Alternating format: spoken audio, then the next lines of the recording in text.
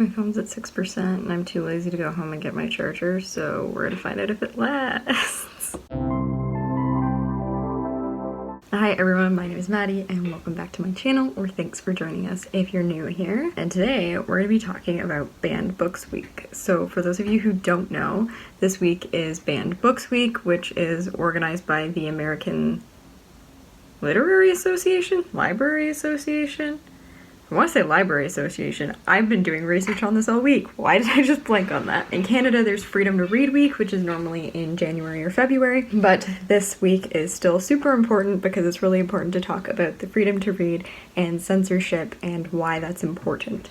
So what Banned Books Week essentially is it looks at all of the books that have been challenged or questioned in the past year. So if there is a teacher or a parent or someone within the community who has an issue with a book being available in the library, it's the American Library Association, who has an issue with the book being available to the public, they can submit a challenge about having that book in the public eye, and then they have to disclose like why they don't think that book should be available. It's a time, I can tell you that much. Reading through some of the things and like trying not to get like frustrated is kind of difficult, but I mean that's why we have these weeks and that's why we sit down to talk about these things.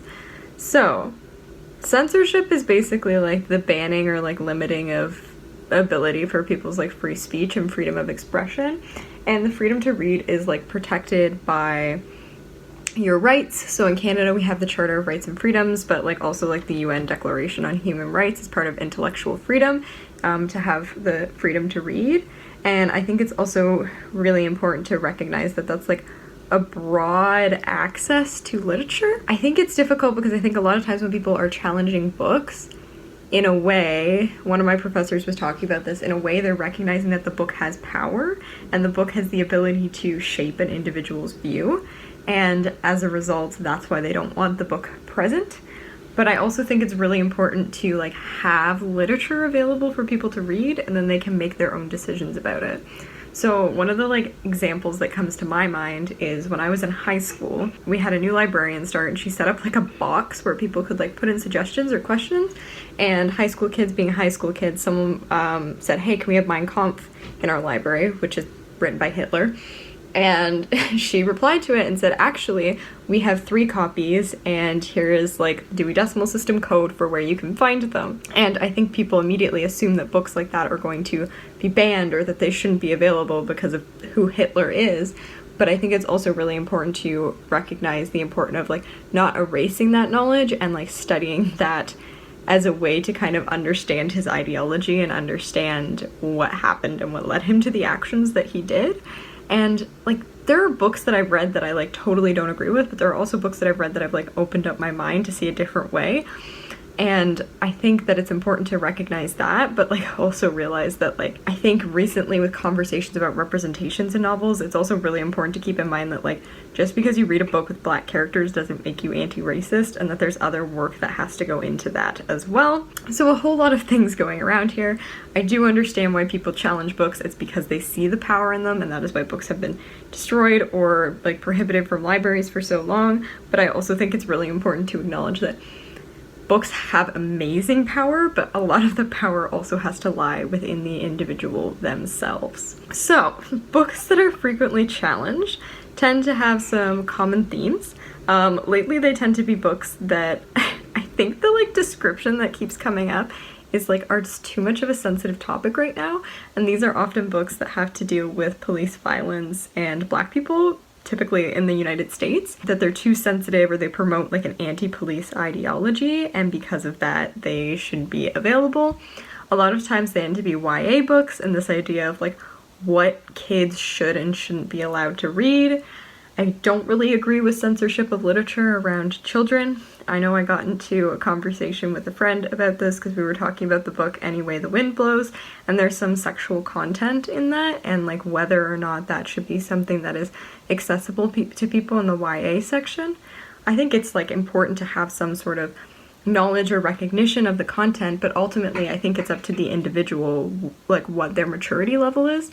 I don't think that you can pick like a certain age and be like, no, you're not allowed to read this, because I do think everyone is at a very different maturity level based on their age. Like, I started reading Stephen King when I was 12, and there's some explicit, very graphic stuff in some of those books, but I was in a place where I was okay to do so. There are other 12-year-olds who wouldn't be able to do that.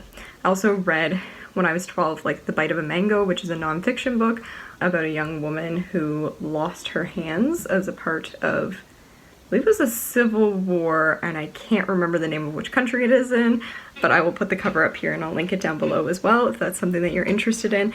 And there was a lot of violence in that book because it was her true story of her life and her experiences, as well as her rape and pregnancy. And I remember my mom being like, oh my god, like, why are you reading that? You're so young. But I'm like, it's a reality of the world and it's something that I want to know about, and I don't think sheltering kids from that does anything to protect them. If anything, it's detrimental in a lot of cases, especially when it comes to sexual content in books. I think a lot of times, unfortunately, the sex education system sucks, and turning to literature for like healthy expressions of sexuality is something that I think kids do a lot, and I don't think that we should necessarily be censoring that from them, especially if we're like trusting our youth to be able to like make decisions for themselves. Like, obviously I don't think we should give like a smut novel to like an 8-year-old, but I do think that, you know, as people get into their early teens, like, sex and sexuality is something that can come up fairly young for some people, and it's really important for them to be able to see novels that like reflect their experience. Also, a lot of times censorship has to do with an othering, and if we think of like being sex positive, if we're like hiding books that have sex in it from kids, we're like creating this idea that there's something inherently like dirty or wrong in it that we need to be shielding children from, which is just not great because it doesn't help them be safe. We need to have more conversations about that. And speaking of that idea of othering, a lot of the books that tend to be banned feature BIPOC, so Black, Indigenous, or people of color, as well as LG2S, LGBTQIA folk, which is frustrating, but a lot of it's that idea that like, oh, this book is gonna like instill these sentiments in my child, or it's not appropriate for my child to be reading about gay people. I genuinely want to sit down and have a conversation with someone who believes that, because I just can't wrap my head around it, that like you think that reading this book is gonna like make your kid gay or like expose them to something they shouldn't be exposed to. It's like, dude, your kid's been watching like probably Disney movies since the time he was a child. Why does it matter if it's like two princes instead of a prince and a princess? Especially in Tango Makes Three, which is a very adorable book about two male penguins, and I think it's a zoo in New York, who they wanted to have an egg, so they actually like brought in an egg so that they could have a little baby chick that they could raise between the two of them. Super adorable, gay penguins, we love it, and people lose their shit over it because they're like, this is not appropriate for a children's book, children shouldn't be reading about this, and it's just wild to me that that still exists in our era. Like, I do understand like the history of homophobia and transphobia and that there's still a lot of work that needs to be done, but it's also just exhausting to think that like so much of this literature is constantly getting banned. Alice Oseman, who's one of my favorite authors, Heartstopper, which is her graphic novel series, and it follows Nick and Charlie, who are dating. There's a Turkish version of it, and the Turkish version has been banned, and you can only buy it like wrapped in brown paper, and you have to prove that you're over 18 to pick it up. It just like creates this idea that there's like something inherently wrong or like hidden or like subversive in being queer, and it's really upsetting to people who like do, you know, are queer, are part of the community. Like, as a queer person myself, reading books that like had representation that I could relate to was like so liberating. I really didn't like YA for a really long time, and I think it's because there was like this amatonormative, heteronormative narrative within these books that like I couldn't identify with. And that's something I talked about a bit in my video about asexuality, which I will link if you want to check that out. But being able to have these stories where I was like, oh my god, like I can actually see myself represented in these characters, I can like actually relate to and understand a lot of these feelings that they're going through, and it just like helped reassure me. And there's some of those books that I'm like, damn, I wish I had this 5 years ago. could have saved me a lot of heartache and a lot of time. I don't really know where I'm going with this video. It's kind of been a little all over the place, but I think I just want to draw attention to this week because I think it's really, really important to acknowledge my privilege living in a country where I have access to so many books. Honestly, I think I have 5 or 6 library cards now. It's getting a little insane, and I'm able to, you know, go to the bookstore and pick up a book if I want, if I can't get it from the library, and not be questioned about it and not like have what's inside censored to me. And that is like an incredible freedom and an incredible privilege that I have that is not available across the globe, even in other parts of Canada, even in the States, to the south of us. There are lots of areas where towns are still fighting to have that kind of censorship.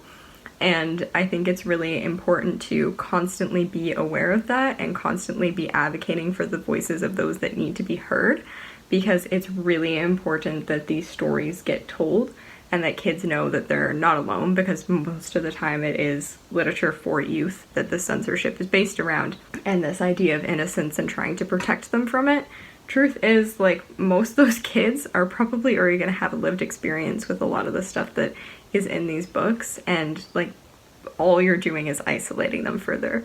Like, the world is what the world is, and you're not going to be able to protect them from it, so why don't you at least give them a story that can help them process and begin to like understand some of those emotions. I think that's everything I have to say. Honestly, most of the books that I read tend to be banned or challenged, and sometimes I don't even realize that until I go to the website. It's because I read a lot of queer literature, but also just a lot of literature that tends to deal with heavier topics that tend to get challenged frequently.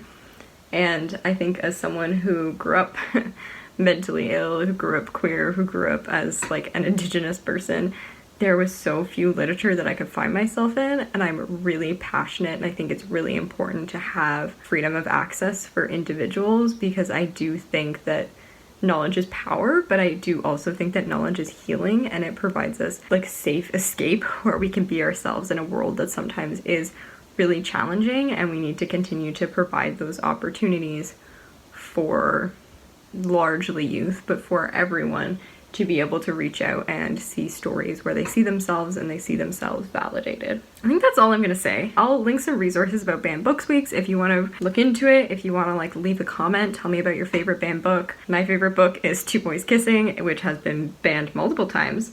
I'm pretty sure More Happy Than Not, which I also love, has been banned multiple times. I should just do a deep dive. Probably most of my favorite books have already been banned. It's really interesting to do some research and actually read like some of the statements from people on why they challenge these books.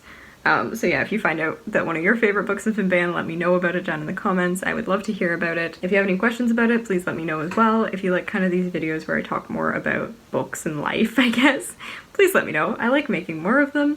And yeah, that's all I have to say. So go out there, exercise your freedom to read, your intellectual freedom, pick up a banned book. A lot of libraries are doing displays, so check out your local library and see what they're doing, and keep reading. And while you're reading, remember to stay kind to all of those around you. Have a great week, friends.